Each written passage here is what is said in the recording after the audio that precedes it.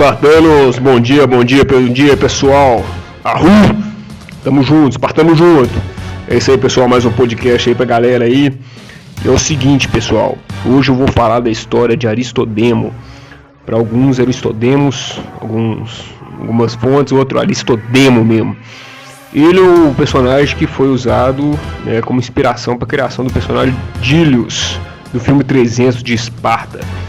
É justamente aquele que tem uma faixa no olho, né, que sofreu na guerra, uma ferida no olho, e é justamente aquele que retorna para Esparta. Então, assim, hoje nós vamos saber a verdadeira história desse espartano aí, pessoal. Mas antes aí, se puder dar bicuda aí já tô confundindo tudo, pessoal. Bicuda na inscrição. É muita coisa, né, com esse negócio de YouTube aqui, mas tem que falar, é de lei.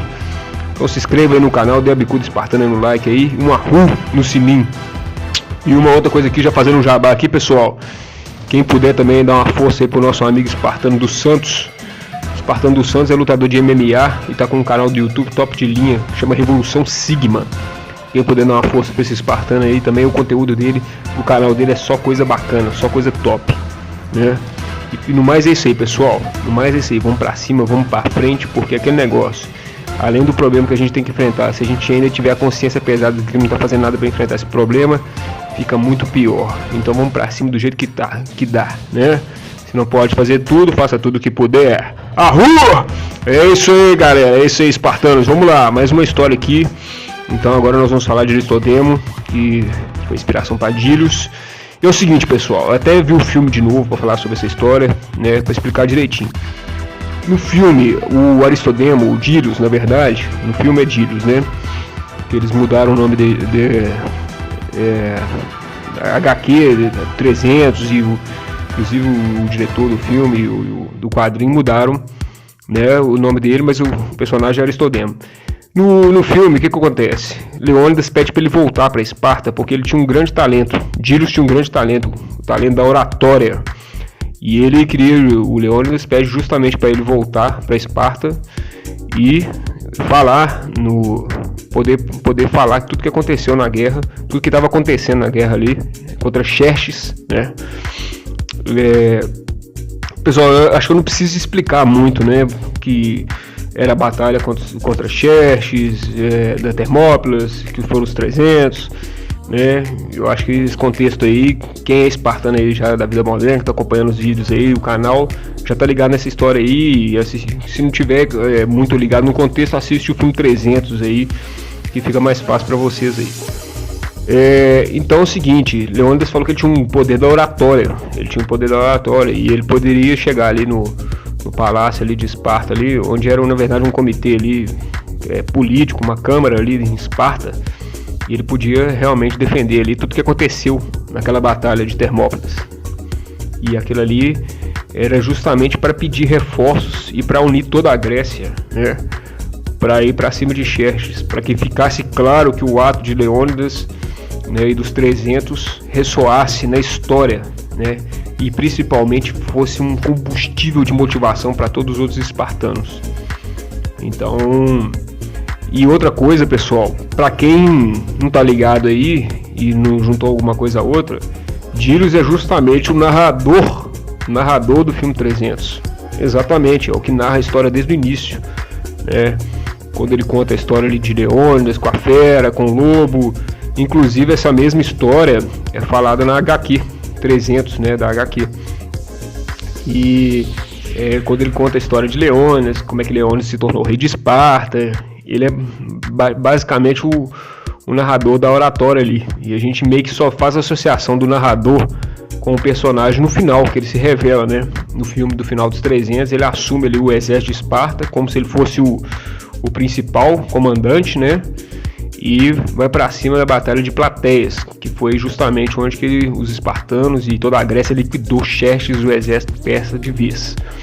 Mas aí agora vamos direto ao ponto, pessoal, sem enrolação.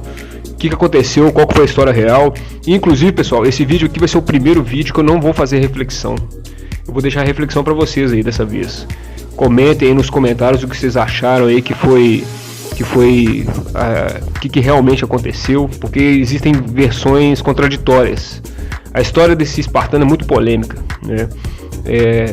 E essas versões contraditórias eu tô aqui hoje só para passar a mensagem, passar como é que foi realmente essa história aí e deixar a reflexão para vocês. Dessa vez, o que vocês acham que foi mais honrado, se realmente foi um ato de glória ou foi um ato de vergonha. Então, assim, eu vou deixar para vocês. Então vamos lá, indo para a história. Bom, na Batalha de Termópilas, a gente vai ver sobre agora a decisão de Aristodemo. Como vocês sabem já, né, os espartanos estavam tentando conter ali o avanço da Pérsia, né, e tentando detonar o exército de Xerxes ali. E o fato é o seguinte: entre os 300 ali, liderados por Leônidas, tinha o espartano Aristodemo. Não só o Aristodemo, tinha o Aristodemo e um outro espartano chamado Euritos, que parece até com Doritos, aqueles chips Doritos, Euritos. Tanto o Aristodemos e tanto o Euritos, eles tiveram uma infecção no olho logo no primeiro dia de batalha, e aí eles ficaram impossibilitados de contribuir na luta, né, já que eles tinham dificuldade para enxergar, não conseguiam enxergar direito os inimigos, né. Então Leônidas deu uma ordem expressa e direta. Eles receberam uma ordem, né, para deixar o campo de batalha enquanto se curavam, para se recuperar dessa infecção, para poder voltar mais forte, porque vocês sabem já que a estrutura da falange ela precisa ser intacta. Se tiver um ponto fraco na falange, né, todos os outros espartanos correm esse risco. Então como é que ia botar um cara cego ali, né, sem poder ver direito, com infecção no olho, sentindo dor ali, sem poder dar o melhor de si, e isso poderia comprometer os outros soldados espartanos, né?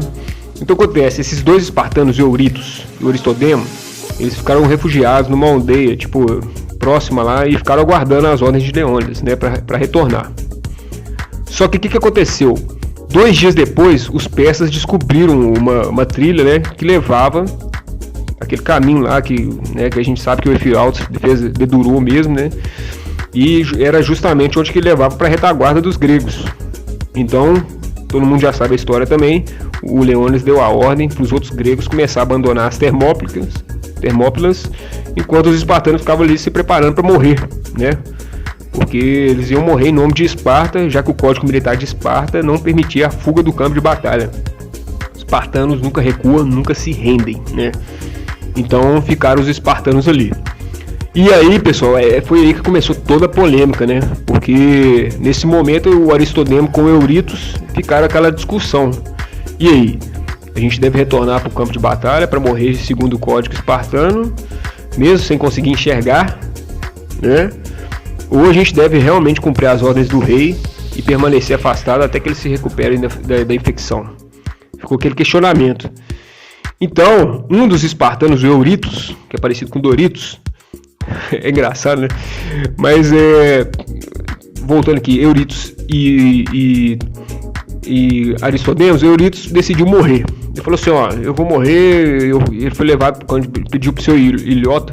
Ilota, para quem não sabe, eram os escravos que acompanhavam os espartanos na guerra, carregavam todo o material de guerra, os escudos, as armas. Ele pediu pro seu Ilota, falou assim, ó, me leva pro campo de batalha que eu quero morrer junto com os espartanos. Eu quero ter um final honrado, isso para mim vai ser muito mais forte, né?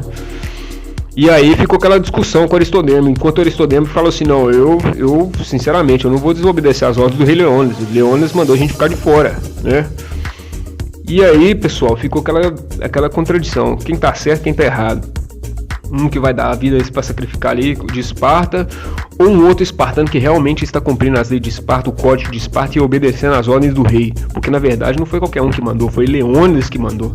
Você vai desobedecer uma ordem de Leônidas, então fica aquele entrave, né? Então o que aconteceu? Acabou que o Euritos se juntou aos outros 298 espartanos lá, né? E isso, além desses dois, o Aristodemos e o Euritos, ainda tinha um terceiro espartano, que esse sim, o Leônidas tinha mandado ele para sair antes do campo de batalha. Porque esse terceiro espartano, o que acontece? Ele chamava Pantites. Pantites, ele tinha sido mandado por Leônidas para Tessália, né? E a ideia era justamente, Leônidas pediu para ele ir para Tessália justamente para buscar mais reforços para os guerreiros, né? Mais gregos ali para lutar contra Xerxes. Só que ele só conseguiu retornar, pessoal, quando já estava tudo acabado, quando os 300 já praticamente já estavam liquidados, né? Então acabou que Aristodemo, né, e esse Pantites retornaram para Esparta. E aí é que começou os questionamentos que eu falei no último podcast sobre a questão de honra, sobre a questão de desonra, né? E aí que vem essa questão toda aí, porque eles começaram a ser julgados, né? E eles foram chamados, inclusive, de tremedores. Olha só como é que o pessoal, os espartanos já chegaram julgando eles, né? Então fica aquela coisa, que nem Trave. No filme 300, o personagem de Ilus, ele sobrevive à batalha, ele se torna uma espécie de líder moral dos espartanos, né? Então é aquele negócio, o roteiro transmite aquela ideia que ele teria assumido a posição pelo simples fato de, né, estar na campanha, de ter enfrentado Xerxes de frente, ter mais experiência do que os outros, né? Podia falar como é que era o exército, né? E eles falam que isso era muito diferente da realidade do que realmente aconteceu de fato, pessoal. Então, embora tinham se salvado, né, principalmente por cumprir as ordens de Leônidas, o Aristodemo e o Pantites foram recebidos com desprezo em Esparta. Após retornarem para Esparta, os rumores circularam, né, de que eles haviam fugido do campo de batalha. E eles foram rotulados de covardes ou tremedores. Olha só, gente, chamar os caras de tremedores, né? E tremedores, para quem não sabe, é a pessoa que realmente treme de medo, e isso é o pior tipo de ofensa no vocabulário espartano, né? A palavra mais amaldiçoada entre os espartanos lá, né?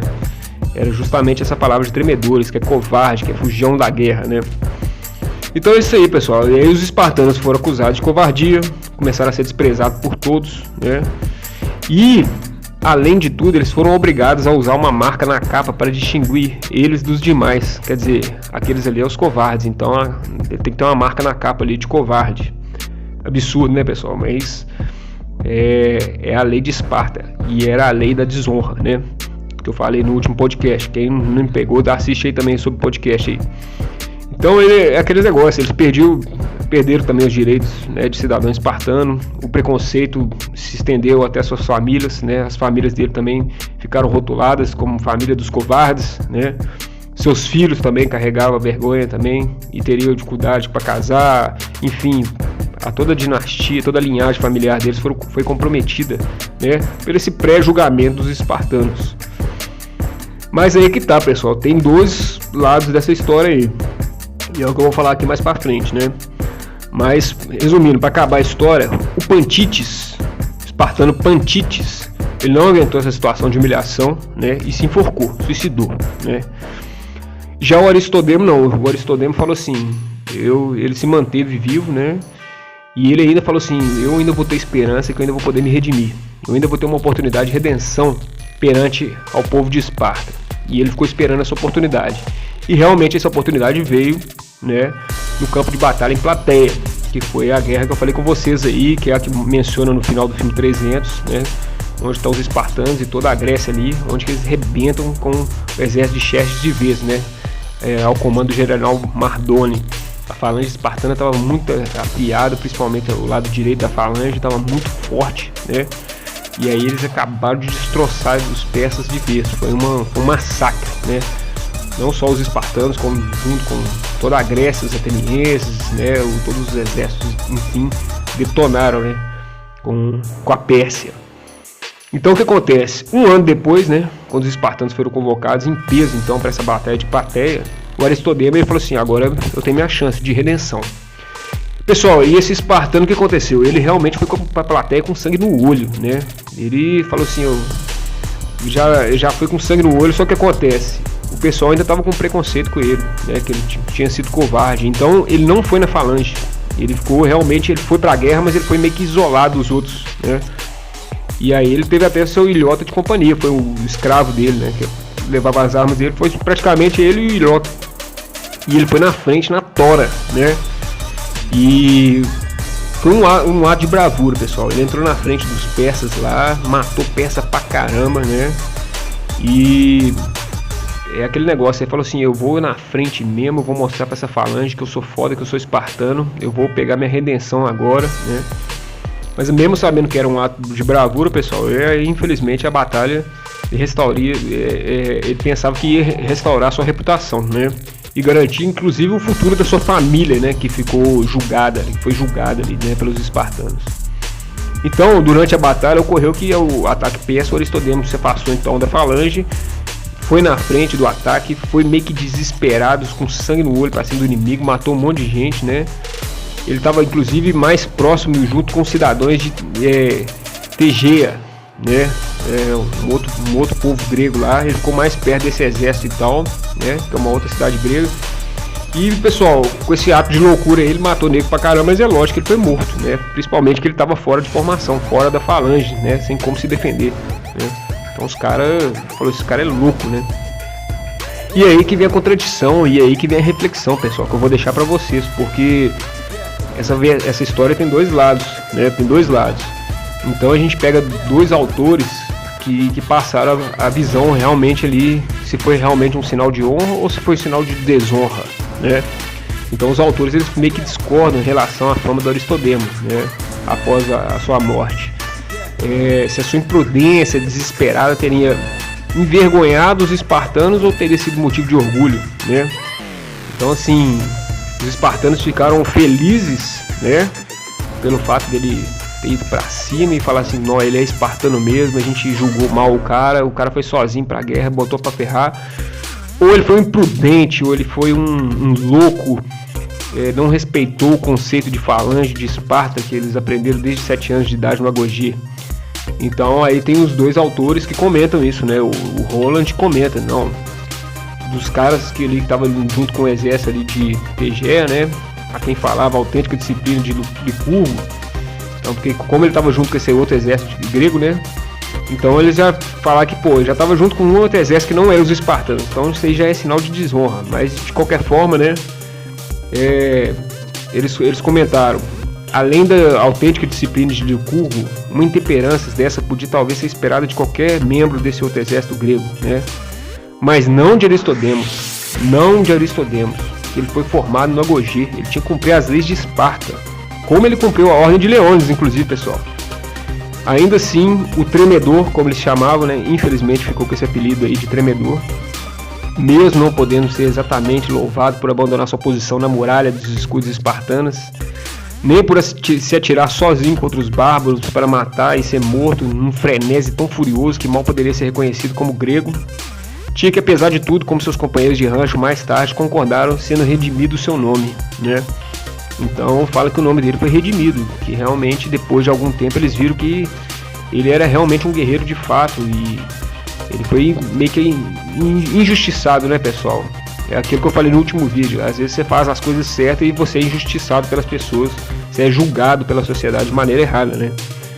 Então esse autor, né, o Roland, ele fala, não, de fato a coragem dele seria relembrada por muito tempo pelos espartanos, né? Como algo que foi realmente excepcional. Ele deu a vida ali pro Esparta, ele foi na frente, ele foi o mais corajoso, né? Mas em vista disso também reconhecia-se que Aristodemo havia sido um louco, né? Então assim, o Roland fala que ele teria sido um espartano poderoso, corajoso, né? Que foi pra cima, né? E realmente honrou Esparta e morreu como espartano, né? Mas aí já tem um outro autor, né? Que é o Philip de Souza, né? Que por outro lado ele faz uma narrativa totalmente diferente, né? Ele fala que Aristodemo certamente mostrou coragem com sua carga contra os fileiras persas, né? E o Heródoto, que faz essas histórias, que foi o que escreveu essas histórias, né? Fala que sentiu que ele foi um homem mais valente naquele dia, né? Mas para os espartanos não. Os espartanos eles não concordaram com isso não. Na verdade eles se recusaram a dar para ele a honra de herói de estado, né? Que ele merecia. Que supostamente ele merecia, né? Porque eles sentiram que deliberadamente ele escolheu ser morto. Na verdade o ato dele foi mais desesperado, foi mais um suicídio, né? Coisa que espartano nenhum faz. Espartano nunca vai suicidar, né? E como ele foi sozinho, né? Foi na frente com muita coragem, muita sangue no olho, né? Para vingar ali a reputação dele, né? Para honrar a família dele. Os espartanos consideraram ele um louco, um maluco, né? E um suicida, né? Um suicida, coisa que é contra o código de Esparta, porque o espartano tem que defender Esparta, ele tem que defender os outros companheiros de Esparta, né? E ali ele praticamente fica parecendo que ele realmente quis ser morto e que se dane o resto, né? Então foi assim que ele foi jogado pelos outros espartanos, né? Ele havia mostrado que possuía uma coragem, um verdadeiro espartano, mas falhou em atingir os padrões espartanos de disciplina e obediência. Justamente a disciplina e obediência que ele teve em obedecer a ordem de Leônidas. Olha só para você ver como é que ele foi julgado, né? Então, realmente, ele não teve a sua tumba e seus filhos renegados pelas gerações posteriores, mas de qualquer forma, graças ao trabalho de Heródoto, ele atingiu uma fama duradoura, né? Então, sim, ficou aquela história dupla, né, pessoal? Ficou assim, ele teve honra, ele teve glória, mas ao mesmo tempo ele envergonhou os espartanos, ao mesmo tempo ele fugiu da falange, ao mesmo tempo ele foi um louco, foi um suicida, né? Ao mesmo tempo ele foi um covarde que fugiu da guerra. Ninguém sabe realmente a história, né? Ninguém realmente acreditou, né, que ele recebeu uma ordem de Leônidas para voltar depois da infecção, mas todo mundo entendeu também que Eurídice, né, Euritos, né, que parece com Doritos aí, com o nome do Chips, né, Euritos foi ficar junto com os 300 e morrer com honra, né, e muitos espartanos achavam que ele tinha que ter a mesma atitude, né. Então fica claro que a história dele realmente diz muito das atitudes, né, desesperadas dos soldados espartanos, né. Com uma honra em batalha, era um dos grandes mecanismos mais fortes assim para manter a rígida estrutura social da cidade, né, pessoal? Então eu deixo para vocês aí, ficou um pouco grande aí a reflexão, a história completa aí de Aristodemo. Eu deixo para vocês aí comentar nos comentários o que vocês acham, se o ato dele foi honroso, se ele honrou Esparta, ou se realmente não, os outros espartanos têm razão, se a sociedade espartana tem razão. Ele realmente foi um suicida, ele foi um louco, ele desobedeceu a falange, ele desobedeceu a disciplina, ele se envolveu inclusive com um exército de Tégia, que não eram espartanos. Então assim, ele desobedeceu o código de Esparta, ou ele foi um herói. Então eu deixo para vocês dessa vez a reflexão aí.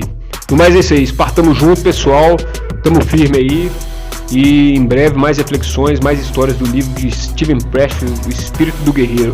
Essa história aqui, na verdade, ela está no livro também, porém, eu peguei mais informações, eu assisti o filme, eu acho que vocês merecem um conteúdo mais completo, de qualidade aí, em relação ao que foi os espartanos e a história de Esparta.